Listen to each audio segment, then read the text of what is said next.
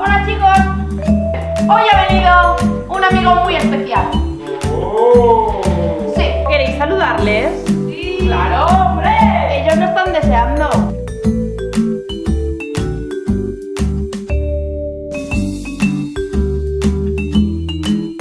En la Fundación Acadal creemos que el voluntariado es una herramienta de transformación social.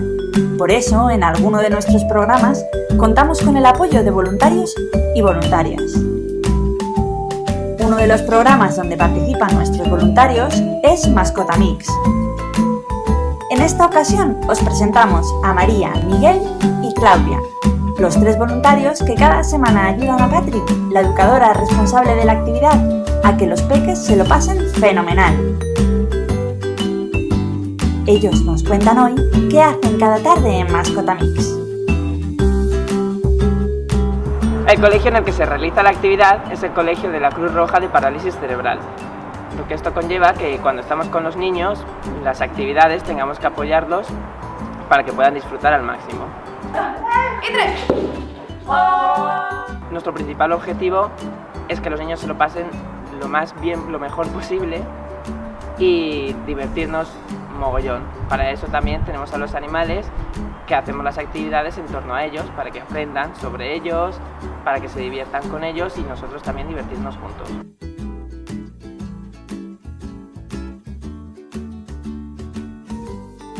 Este mes han venido a vernos nuestras amigas las ratas. Entonces, aprovechando que está muy cerca las Pascuas, hemos hecho una actividad en la que los niños tenían que buscar unos huevos y decorarlos, ponerles purpurina.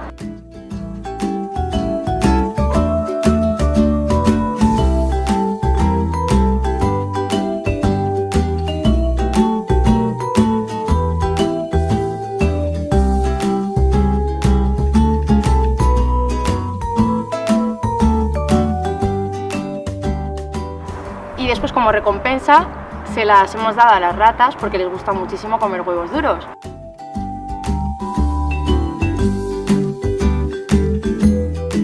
Han podido interactuar con ellas, las han tocado, les han dado de comer y se lo han pasado genial. Para nosotros como voluntarios es un día a la semana que disfrutamos muchísimo, incluso a veces más que los niños, porque ver cómo interaccionan con animales que de normal no tienen oportunidad de interaccionar con ellos, o ver cómo disfrutan las actividades o cómo se ríen, para nosotros es muy enriquecedor y muy gratificante.